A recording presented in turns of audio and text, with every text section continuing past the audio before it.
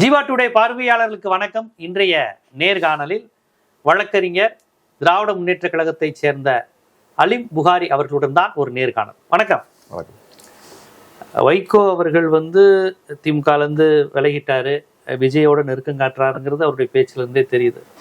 இருந்தாலும் ஏதோ ஒரு பரம்பரையான ஒரு கொள்கை பகை இருக்கிற மாதிரியான ஒரு பரம்பரை எதிரி மாதிரி திமுக ட்ரீட் பண்றாரு என்று செய்தியாளர் சந்திப்புல அவர் விஜய ஒரு ஸ்டெர்லைட் போராளி அப்படிங்கிறாரு. ஸ்னோலின் வீட்டுக்கு போன ஒரே நடிகர் தெரியுமா, அவருடைய வரலாறு உங்களுக்கு தெரியுமா, யாரை பார்த்து இளையவர் என்கிறீர்கள், குழந்தை என்கிறீர்கள், எவ்வளவு பெரிய திரைத்துறையில் இருக்கும் போதே ஒரு தமிழ் சமூகத்துக்கு பாடுபட்டவங்கிற மாதிரிலாம் பேசுறாரு. எமோஷனல் ஆகி கேள்வி கேட்கறவங்க நீ என்ன பத்திரிகைன்னு பிஜேபி பாணிலாம் கேட்கிறாரு, மஞ்ச பத்திரிகையா அப்படிலாம் பண்றாரு. ஏன் திமுகங்கிற பேரை கேட்டா இவ்வளவு பதட்டம், கோபம், ஏதோ ஒரு அவ்வளவு பாதிக்கப்பட்டிருக்காரா திமுகவால? இல்ல, சட்டத்தின்படி வைகோ அவர் செய்து கொண்டிருப்பது ஒரு பெரிய தவறான ஒரு காரியம். சட்டப்படியே சொல்றேன். இப்ப அவர் சொன்ன இப்ப மாத்தி பேசிட்டாரு, பார்த்திருப்பீங்க. ஆமா, நான் தான் சொன்னேன், நீங்க விஜயை காப்பாத்திட்டாரு. அதனால அது ஆக்சுவலா இந்த குதிரை பேரம் சம்பந்தமான வழக்கு ஒரு கால் அறலேக்கர் எடுப்பாரே ஆனால், அல்லது இடி இதை கையில் எடுத்து இதை செய்யுமே ஆனால் வைகோ கண்டிப்பா சம்மன் போகும். அப்படியா? கண்டிப்பா. ஆமா, வைகோ நீங்க ராஜினாமா பண்ண சொல்லுங்க, நான் பிரச்சாரம் பண்றேன்னு ஒரு சிஎம் சொன்னாருங்கிறாரு. சிஎம்க்கு போகாதா? இவரை வச்சுதானே சிஎம் கூட்டு வருவாங்க. உள்ள சிஎம் ஒரு இம்யூனிட்டி இருக்குல்ல, இவர் வச்சு சீக்கிரம் எடுக்க முடியாது. யார் இவர் சொன்னதுக்கான சிஎம் போய் சம்மன் அனுப்ப முடியாதுல்ல. அதாவது சிஎம் சொன்னாரா இல்லையாங்கிறது அவர் சொல்லல, சிஎம் சொன்னாருன்னு இவர் சொன்னார்ல, அப்ப இவருக்கு சம்மன் வரணும்ல. இவரை வச்சு இவருடைய ஸ்டேட்மெண்ட்டை கன்ஃபார்ம் பண்ணி தானே சிஎம் கூப்பிட முடியும். ஒண்ணு. இன்னொன்னு, குதிரை பேரமா அப்ப நீங்க பண்றது ஒட்டகை பேரமா என்று எங்க எம்எல்ஏ நீங்க உங்களுக்கு சார்பா எடுத்துட்டீங்க அப்படிங்கிறாங்க. அவங்க எம்எல்ஏ கிடையாது. ஆக்சுவலா வைகோ மதிமுக இஸ் பொலிட்டிக்கல் பார்ட்டி. எல்லா கட்சிக்குமே அரசியல்ல பிரதிநிதித்துவம் உள்ள கட்சிகளுக்கு பொலிட்டிக்கல் பார்ட்டி, லெஜிஸ்லேட்டிவ் பார்ட்டின்னு ரெண்டு இருக்கு. லெஜிஸ்லேட்டிவ் பார்ட்டிக்கு தான் விப் வராங்க, லெஜிஸ்லேட்டிவ் பார்ட்டி லீடர் வராங்க. பொலிட்டிக்கல் பார்ட்டிக்கு தான் பொலிட்டிக்கல் பார்ட்டியோட லீடர் இருக்கிறாங்க. பொலிட்டிக்கல் பார்ட்டிக்கு லீடர் வேணா வைகோவா இருக்கலாம், மதிமுக லெஜிஸ்லேட்டிவ் பார்ட்டியே கிடையாது. சட்டசபை பார்ட்டி இல்ல இல்ல, ஏன்னா அது டிஎம்கே. ஏன்னா அவங்க 2 பேரும் டிஎம்கே, பேரமே கிடையாது. மெம்பர் கார்டே வாங்கியிருப்பாங்களே, நேரம் முடிஞ்சு போச்சு. அவங்க இதுல வேலையே இல்லை, பேரத்துக்கு வேலையே இல்லை. சோ பேரத்தை பற்றிய எந்த அடிப்படை அறிவே இல்லாமல் வைகோ பேசுவதனால் வேற வழி இல்லை. ஒரு காலகாலத்தில் ரிட்டையர்ட் ஆயிருக்கணும் வைகோ. அது இல்லாததுடைய விளைவு இந்த இழிவை சந்தித்துதான் அவர் தன்னுடைய இறுதி காலங்களை முடிவு செய்ய வேண்டும் என்கின்ற ஒரு கேவலமான நிலைக்கு வைகோ தள்ளப்பட்டிருக்கிறார். சட்டப்பூர்வமாக வைகோ விஜயை வம்பில் மாட்டி விட்டுருக்கிறார். அதான் உண்மை. இப்ப பாஜகவோடு அன்கோல் இருக்கிறதுனாலையும் நாங்க பாஜகவோடு மோத மாட்டோம் என்று நேரடியாக தூது செய்தியை விஜய் சட்டமன்றத்திலேயே பேசியதனாலும், மாடு இருக்கும் விஷயத்திலிருந்து ஏற்பட்ட தீர்ப்பு விவகாரத்தில் வாய் திறக்காமல் மௌனம் காத்து நாங்க உங்களோட தான் இருக்கிறோம் என்று ஒரு கிரீன் சிக்னலை அவர்களுக்கு இங்கிருந்து நைஸாக கொடுத்ததில் இருந்து, திருப்பரங்குன்ற இஷ்யூல 2 வருஷத்துக்கு முன்னால் என்ன நிலைப்பாடு அந்த நிலைப்பாடு தான் என்று சொல்ல தெரிந்த இவர்களுக்கு குரூப் டிஸ்கஷன்ல தனுஷ் ஒரு திரைப்படத்துல செய்வார், இதுதான் கரெக்ட், இதுதான் கரெக்ட். நயன்தாரா படம் யாரடி நீ மோகினி, இது அவங்க சொல்றது கரெக்ட். அந்த மாதிரி 2 வருஷத்துக்கு முன்னாடி என்ன நிலைப்பாடு, வாயை துறந்து இதுதான் தீபத்தூண்ல ஏத்தணுமா உச்சி பிள்ளையார் கோயில்ல ஏத்தணுமா, என்ன சட்டம் சொன்னது அப்படிங்கிற பேசுறதுதான் முறையா இருக்கும். அந்த மாதிரி இதுதான் கரெக்ட். 2 வருஷத்துக்கு முன்னால அவர் என்ன பண்ணாங்க கூட சொல்ல மாட்டேங்கிறாங்க. 2 வருஷத்துக்கு முன்னால எங்க ஏத்தணுமோ அதான் நம்ம நிலைப்பாடு என்று சொன்னதாகட்டும். இப்ப சமீபத்தில் 3.5% இடஒதுக்கீடு சம்பந்தமாக இப்போ வரைக்கும் வாய் திறக்காமல் அமைதியாக இருப்பதாகட்டும், அப்பீல் போய்க்குவோம் அப்படின்னு சொல்றதாக இருந்தாலும் சரி, எஃப்சிஆர்ஏ விஷயத்தில் இதுவரை விஜய் ஒரு கிறிஸ்தவராக இருந்து கொண்டு எஃப்சிஆர்ஏ அமெண்ட்மெண்ட்டுக்கு அகேன்ஸ்டாக ஒரு கமெண்ட் கூட பண்ணல யாருமே. விஜய் ஒரு கிறிஸ்தவர் இல்ல, ஏதோ அருண்ராஜ் ஏதோ பிரஸ் மீட்ல அதை கண்டிக்கிறோம், அந்த மசோதாவை ஏற்கவில்லை அப்படின்னு சொல்லியிருக்காரு. போதுமா? விஜய் ஒரு கிறிஸ்தவர், ஜானராகிசாமியும் ஒரு கிறிஸ்தவர், தன்னை முதலமைச்சருக்கானதுக்கு பிறகு ஜோசப் விஜய் என்று எல்லாரும், ஆதவர்ஜுனா ஒரு கிறிஸ்தவர், அவரும் கிறிஸ்டின் தானா? ஜேசிடி பிரபாகர் ஒரு மார்டின் பொண்ணை கட்டியிருக்கிறார் யாரு, ஜேசிடி பிரபாகர் ஒரு கிறிஸ்தவர். ஆனா இவர்களை நம்பி பல கிறிஸ்தவர்கள் வாக்கும் அளித்தார்கள். ஆனா எஃப்சிஆர்ஏ அமெண்ட்மெண்ட்டுக்கு அகேன்ஸ்டா ஒரு வாய் துறக்கல ஒரு முதலமைச்சர். தன்னை கிறிஸ்தவராக அடையாளப்படுத்திக் கொள்வதை விரும்பியவர், முட்டி போட்டு தன்னை ஒரு கிறிஸ்தவராக காட்டிக் கொண்டவர். அப்போ இதெல்லாம் எதை காட்டுகிறது என்று சொன்னால், பாஜகவிற்கு இவர்கள் கொஞ்சம் நெஞ்சம் இல்லை. இன்னும் இது ஓப்பனா சொல்லணும்னா, சபாநாயகர் அவர்கள் கோச்சிக்க கூடாது, ஐம் சாரி, தப்பா எடுத்துக்காதீங்க, நான் வேற சொல்ல வந்தேன் என்று வன்னியரசை கெஞ்ச வைத்தார்களே. ஆமா, பிஜேபி பத்தி அதெல்லாம் எவ்வளவு பெரிய பிஜேபி அந்த இதுல சொல்லல. உட்காருங்க அதெல்லாம் அமைச்சர் உறுப்பினர், அது பேசக்கூடாது அமைச்சர் அப்படின்னு பதறாங்க. அப்போ ஒன்றிய அரசுக்கு இவர்கள் ஒத்துழைத்து இருக்காவிட்டால் இன்னும் இதெல்லாம் பெரிய இஷ்யூவா இருக்கும். ஏன்னா என்ன முதலமைச்சர் என்ன ரிசைன்மெண்ட் வர சொல்லி கூப்பிட்டாரு அப்படின்னு. ஏன்னா குதிரை பேரம் என்றாலே என்ன, ஒட்டக பேரம் நீங்க பண்ணீங்களான்னு கேட்கிறாரு. குதிரை பேரம் என்றாலே என்ன? வைகோடி அந்த ஸ்டார்டிங் கான்ட்ரவர்சிலேருந்து வர்றேன். பேரம் என்றாலே என்ன அப்படின்னா, பேரத்துக்கு பகரமாக ஏதாவது ஒண்ணு தரணும். ஏதாவது தரத்துக்கு திமுக இருக்கா? ஆட்சி இருக்குதா? அதிகாரம் இருக்குதா? உங்களுக்கு அமைச்சர் தர முடியுமா? இல்ல உங்களுக்கு வந்து கட்சி பதவியை தந்து உங்களை அலங்கரிக்க முடியுமா? கொடுத்தாலும் எதிர்கட்சியில் இருக்கிறவங்களுக்கு ஏதாவது கிடைக்குமா? அப்போ பேரம் என்பதற்கான அது இப்போ வந்து ஆன்டி டிஃபெக்ஷன் லாவை பற்றியும் ஹார்ஸ் ட்ரேடிங் பற்றியும் அடிப்படை அறிவே இல்லாத நிலைக்கு வைகோ சென்று விட்டார். அவருடைய நினைவாற்றல் எல்லாம் எங்கோ பறந்து விட்டது. அதனால ஒரு பத்திரிகையாளர் பார்த்து, நீங்கள் மஞ்ச பத்திரிகையா என்று கேட்கிறார். நீங்க முடிஞ்ச உங்களை நாங்க கேள்வி கேட்பேன் அப்படிங்கிறார். அப்ப அந்த பத்திரிகையாளர் சொல்லணும், நான் ஒரு பிரஸ் மீட் கொடுக்கும்போது அவர் பொலிட்டிக்கல் பார்ட்டி வச்சு பிரஸ் மீட் வச்சு வைகோ கொடுப்பா கேள்வி கேட்கணும்னு ஆசைப்பட்டீங்களா? வாங்க. அவர் அரசியல்வாதி ஆவாரு, இவர் பத்திரிகையாளர் மாதிரி இவர் மாறினதை இவர் ஏத்துக்குவாங்களா? நான் உங்களை கேள்வி கேட்கிறேன். எனவே இது பிஜேபி பேட்டர்னுக்கு வந்துட்டாரு. அந்த பத்திரிகையாளரை பத்தி என்ன ஒரே விஷயம் சொன்னேன். இந்த கூட்டணி கட்சிகள் கம்யூனிஸ்டுகள் இவ்வளவு தெளிவா இருக்கிறாங்களே, நான் இப்போ நினைப்பேன், அடிக்கடி நினைப்பேன், இவ்வளவு ஒரு கொள்கைவாதியா இருக்கிறாங்க, உண்டியல் குலுக்கியே தன்னுடைய காலத்தை ஓட்டுறாங்க, பெரிய அளவுல பொருளாதாரத்தை ஈட்டுறது இல்லை, ஏன் ஆனா இவங்க வந்து மக்கள் மன்றத்தில் இவங்களுக்கு அக்செப்டன்ஸ் கிடைக்கல அப்படின்னு நினைச்சது உண்டு. விடுதலை சிறுத்தைகள் அதே மாதிரி நான் நினைச்சது உண்டு. முஸ்லீம் லீக்கும் அதே மாதிரி நினைச்சது உண்டு. வைகோவும் அதே மாதிரி சில நேரங்கள். வைகோ வந்து தூய்மையானவர் நினைச்சது இல்ல. அந்த காலத்துல அவர் தான் திமுக கழகத்தின் நடைபயணம் போராட்டம் பண்ண, இவர் ஏன் வந்து உருப்படலை அப்படின்னா இப்பதான் அதுக்கான விடையெல்லாம் தெரியுது எனக்கு.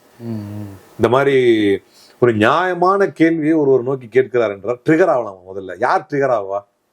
ஆனா நீங்க என்ன பத்திரிக்கைனா அப்படின்னு கடந்த காலங்கள்ல கேட்டது வந்து அண்ணாமலை. ஆனா அந்த ஆளு கேட்டானா சன்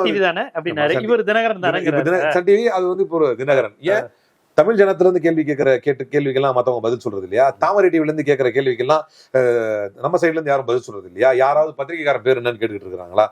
இதே மாதிரி ஒரு முறை வந்து எழுச்சி தமிழர் கேட்டாரு. அப்ப அவர் எப்படி எல்லாம் பேசினாங்க இத பாருங்கன்னாரு.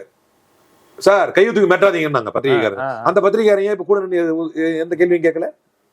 ஏன் யாரும் அந்த மாதிரி சொல்லல? அப்போதும் வந்து திமுக கூட்டணி இருக்கிற ஒருவர் பேசினால் வந்து அது தப்பு.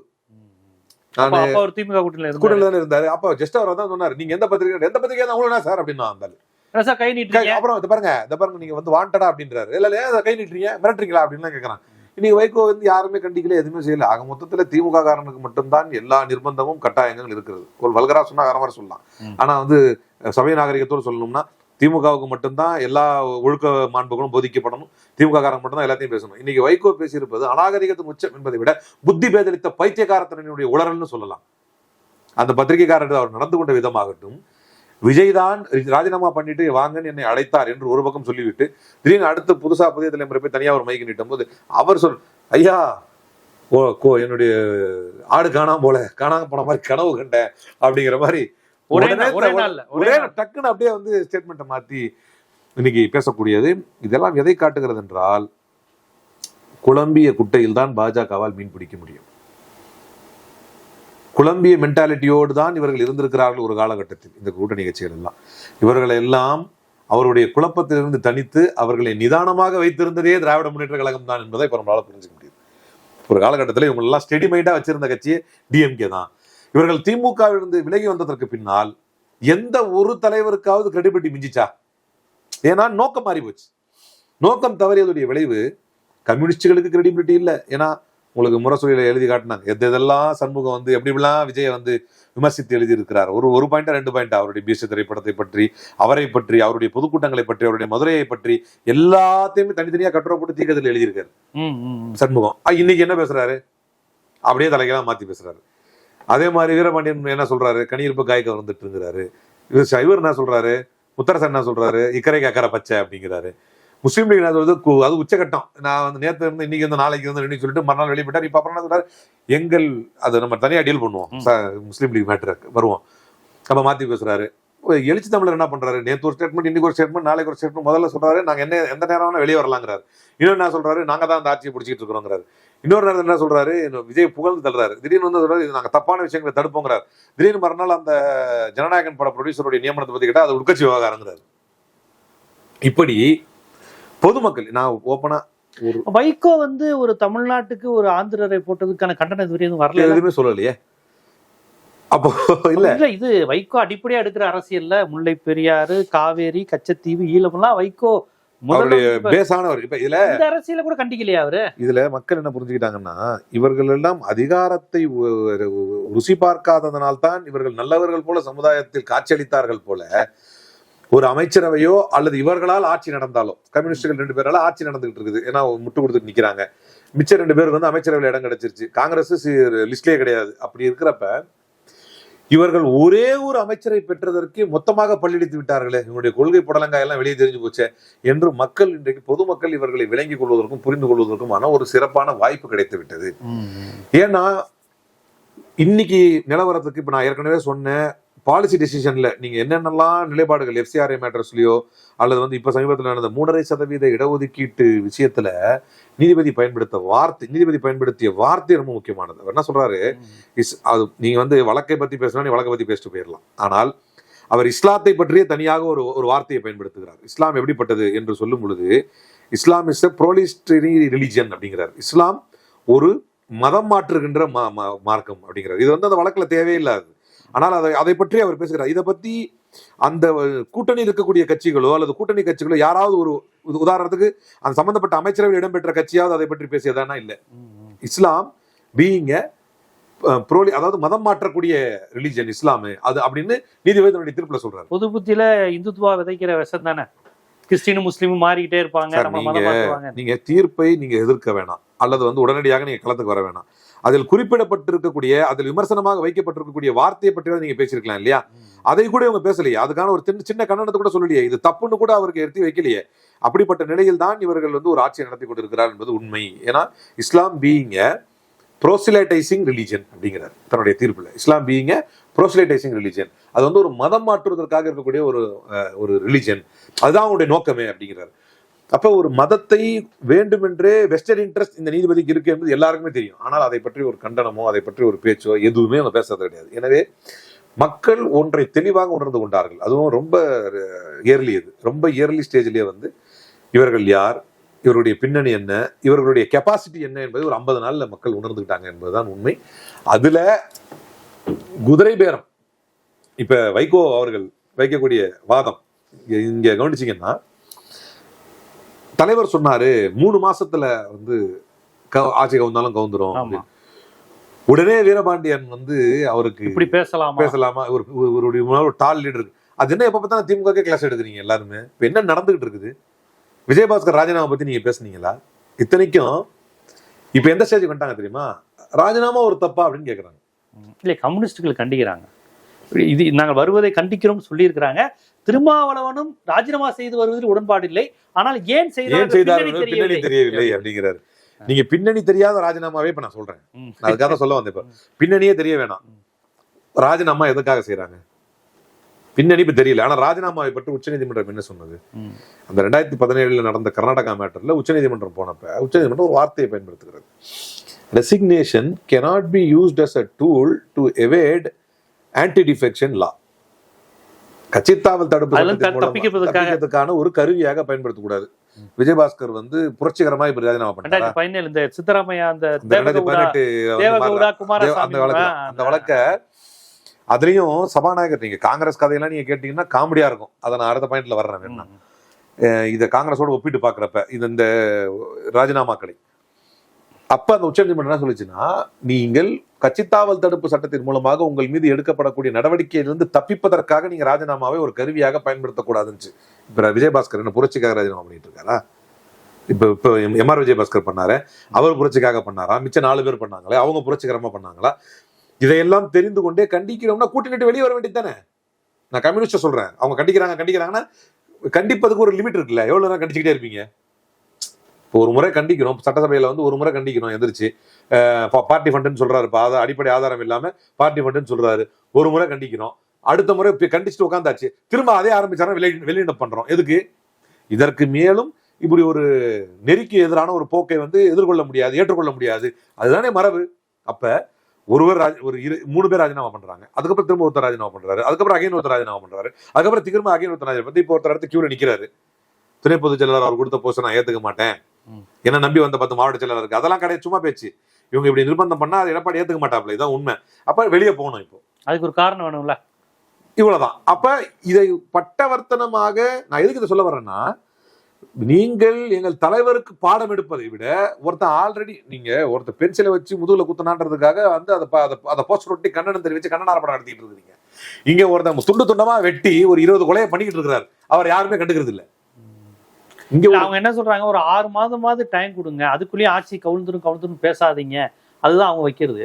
ஏன் 2 மாசத்துல கவுந்துரும் 1 மாசத்துல கவுந்துரும் சொல்றீங்க?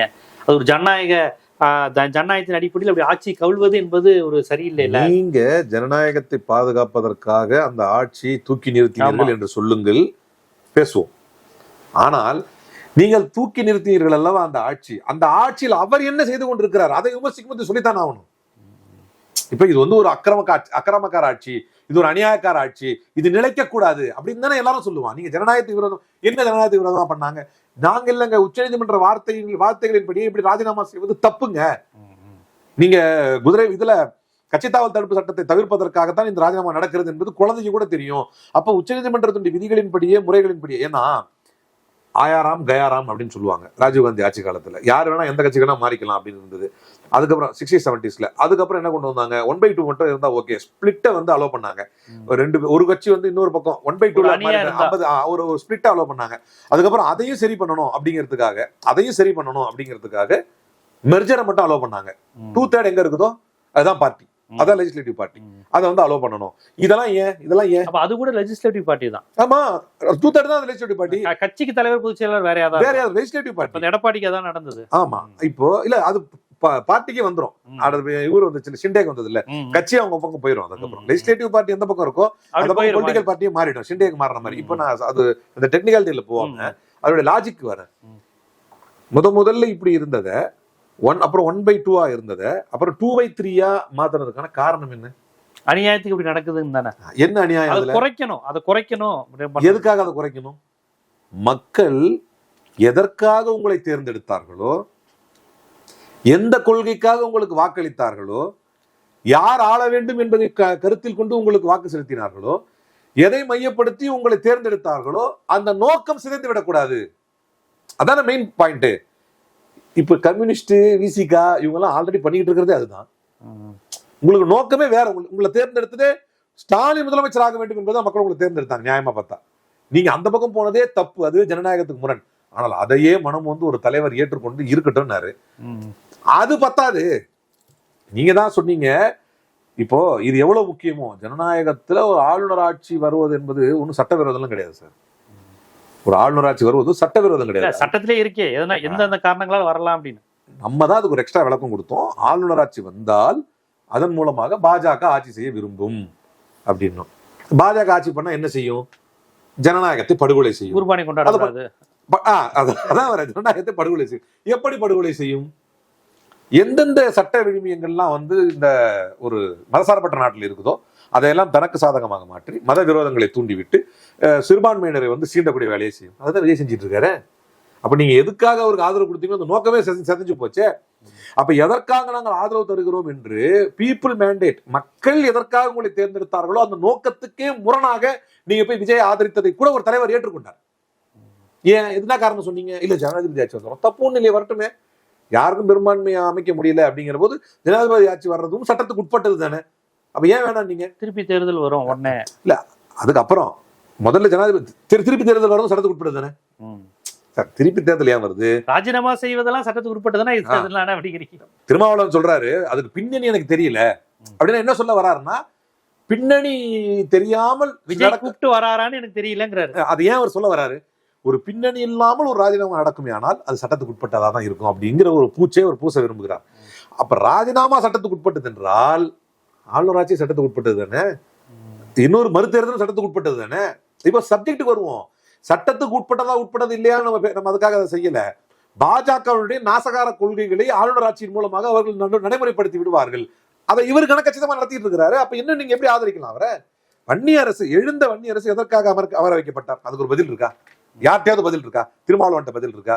கம்யூனிஸ்டுகள்கிட்ட பதில் இருக்கா? இல்ல அதை கண்டிச்சாங்களா? அது தப்புன்னு சொன்னாங்களா? சட்டமன்றத்தில் நமக்கு தர வேண்டிய பங்கை வந்து ஒன்றிய அரசு தராததை பற்றி எழுந்து நின்று தைரியமாக பேசினா அது பாராட்டத்தக்கது. அவர் எழுந்து பேசுகிறார். ஆனா அதுக்கப்புறம் அவர் உட்காருன்னு ஏன் பதறினார்? அது யாருமே கேள்வி கேட்கலையே. அப்ப எந்த நோக்கத்திற்காக திமுக கூட்டணியில் நின்றவர்கள், திமுக கூட்டணியில் நின்று ஜெயித்தவர்கள் விஜய் ஆதரித்தார்களோ அந்த நோக்கம் செஞ்சு போச்சே. எஃப்சிஆருக்கு குரல் கொடுக்கல, ஆடு மாடா இருக்க தடைக்கு, மாடா இருக்க தடைக்கு குரல் கொடுக்கல. அது ஜட்மெண்ட் நீங்க படிச்சீங்கன்னா ஆடு மாடெல்லாம் சேர்த்தது தான் ஜட்மெண்ட்ல. ஆடு மாடா இருக்கிறதுக்கான தடைக்கு குரல் கொடுக்கல, திருப்பரங்குன்றம் இஷ்யூக்கு என்னன்னு கேட்கல, 3% இடஒதுக்கீடு முன்னது என்னன்னு கேட்கல, எதுக்குமே வாய் திறக்காமல் இருப்பது பாஜகவுடைய அனைத்து திட்டங்களையும் இங்க உள்ள கொண்டு வந்து விடுறதுக்கு இன்னும் சொல்ல போனா ஜாதி சான்றிதழோட கொடுப்போம்னு சொல்லிட்டு பேக் ஃபயர் ஆன டக்குன்னு மாத்தி விட்டாப்புல டைலாக.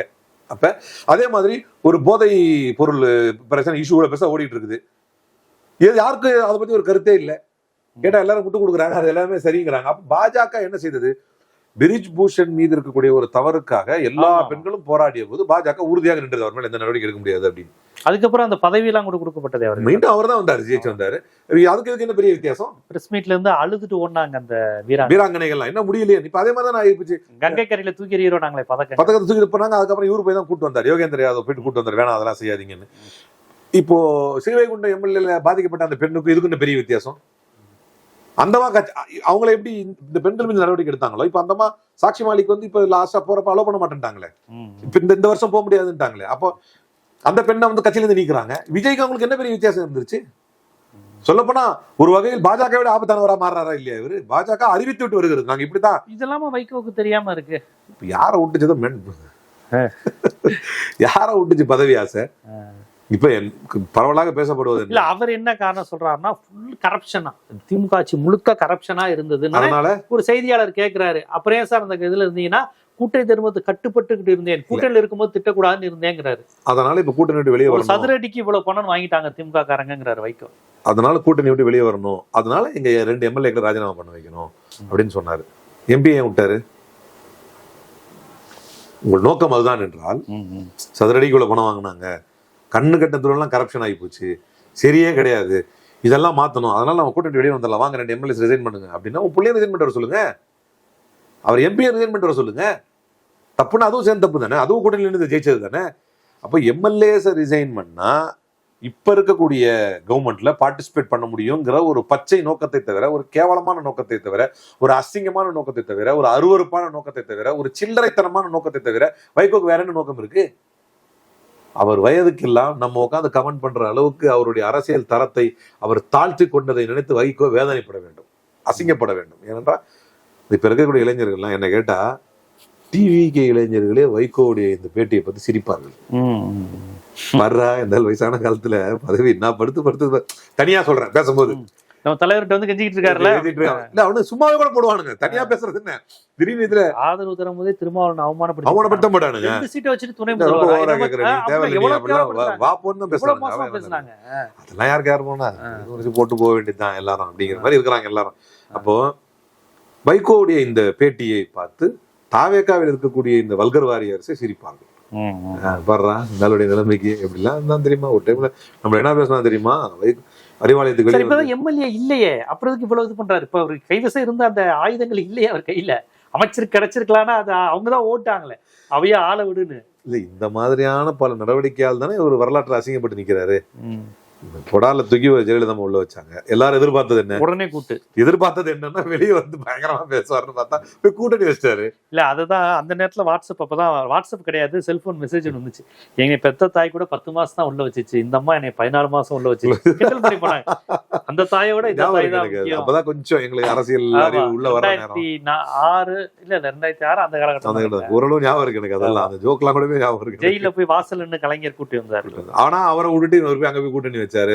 ஒரு டைம்ல தேர்தலை புறக்கணிச்சாரு, ஒரு டைம்ல இந்த மாதிரி முட்டாள்தனமான முடிவுகளால் தான் வைகோ இப்படி இருக்காருன்னு பார்த்தா, அட இது கூட பரவாயில்ல கட்சி அப்படின்ட்டு கே நேரு பக்கத்துல உட்கார்ந்து இருப்பாரு. அப்போ வைகோ பையன் வந்து ஆமா ஆமா நேரு வந்து இப்படி போன் நோண்டிட்டு இருப்பாருங்க, அவர் போன் நோண்டிட்டு இருப்பாரு, அப்படி எப்ப முடிக்கும் அப்படிங்கிற மாதிரி அதையும் போட்டு போடுறாங்க. பாத்தீங்களா எங்களை அவமானப்படுத்திட்டாரு நேரு, அவர் தானே ஜெயிக்க வச்சாரு, அந்த நேரு தான் ஜெயிக்க வச்சாரு. ஜெயிச்சிங்க நீங்க திருச்சியில நேரு நினைச்சிருப்பாரு, நம்ம வேலை பாக்குற என்ன எதுக்கு தம்பி இவ்வளவு பிரச்சனைப்படுது. தண்ணியக்குடி இதெல்லாம் வந்து பார்த்தாச்சு. தனியாக்குடிங்கிற மாதிரி இன்னைக்கு தாவேக்காவிலேயே வைகோவுக்கு மரியாதை இருக்காது. வரலாறு முடிஞ்சும் போச்சு. 80 வயசு உள்ள தலைவர் அவரு. இனிமேல் ஒரு கால் இவர் வந்து முடிஞ்சு போயிடும். தாவேக்கா என்பது ஒரு என்ன சொல்றது, ஒரு கண்ணாடி மாளிகை. அது ஐ மீன் அது வந்து பெரிய லெவலில் ஒரு நிக்காது. அதோடைய முடிவு வந்து ரொம்ப சீக்கிரத்துல வந்துடும். அப்படி இருக்கக்கூடிய ஒரு கட்சியில போயிட்டு ஒரு திரும்ப எல்லாம் ரிட்டர்ன் வந்து தான் ஆகணும் இந்த பக்கம். அப்படி வரும்போது வரலாறுல இவர் என்னவா எழுதப்படுவாரு? ஒரு அரசியல் வரலாற்றின் ஒரு கரும்புள்ளியாகவும் அசிங்கமாகவும் கடைசி வரை வைகோ பார்க்கப்படுவார். ஆனா இவர் சொன்னார் பாருங்க, அது மட்டும் சொல்லணும், நாஞ்சில் சம்பத்தில கேட்பாங்க, ஒரு தலைவரா கேட்பாங்க, யமுனை கரையினிலே 9 பிரதமர்களை நிக்க வைத்து கேள்வி கேட்டவர் அப்படி இப்படின்னு சொல்லிட்டு லாஸ்டா சொல்லுவார், காலம் அவரை கைவிட்டதா அவர் காலத்தை கைவிட்டாரா தெரியாது. ரெண்டும் தான், எல்லாரும் ஒருத்தர் கை விட்டுக்கிட்டாங்க. இப்ப நாஞ்சில் சம்பத் என்ன சொல்லுவாரு தெரியல. இப்ப வைகோட நிலைய பார்த்தா அவர் யோசிப்பார், நம்ம இடத்துக்கே வேற வந்திருக்காரு, இல்ல இல்ல இங்கேயே வந்துட்டீங்களா, இங்கே வந்துட்டீங்களா அப்படின்னு தான் சொல்லுவாரு. அதான் காலம் வைகோவை கைவிட்டதா அல்லது வைகோ காலத்தை கைவிட்டாரா அப்படின்னு கேட்பாரு. என்ன கேட்டா ஒருத்தர் கை கொடுத்துட்டு வரும்போது வைகோவே கை துரத்தி விட்டாரு, வேணாம் அப்படின்னு. அப்ப நாஞ்சில் சம்பத் சொன்னா நான் மகாபிரபு நீங்க இங்கே வந்துட்டீங்களா அப்படிங்கிற மாதிரி என்ன கமெண்ட் பண்ணுவாருன்னே தெரியாம நிக்கிறாரு. அவர் பாவம் போனதுல இருந்து எங்க எதுவுமே பேசுறதுல விஜய் கட்சியில இருந்து பாவம் பேசுறது இல்லைங்கிறத தாண்டி அவருக்கு அரசு ரீதியான ஏதாவது ஒரு பொறுப்பு கொடுக்கலாம், ஏதாவது ஒண்ணு பண்ணலாம். அவர் அப்படி வச்சிருக்காங்க தெரியல. பாப்போம் இது என்னெல்லாம் நடக்க போகுது, அடுத்த தலைமுறைக்கு என்ன அரசியல் கடத்த போறோம், எப்படியெல்லாம் உதாரணமாக இருந்தவர்கள் ஏன் இப்படி உணர்ச்சிவசப்பட்டு பேசுறாங்க, என்ன ஏது எதுவும் தெரியல. சட்ட ரீதியாக அரசியல் ரீதியாக இந்திய அரசியலமைப்பு சட்ட ரீதியாக இளைஞர்களுக்கு உண்மையான அரசியலை கருத்தியலை பரப்ப வேண்டியது கடமை. தொடர்ந்து சொல்லிக்கொண்டே இருக்கும். நன்றி.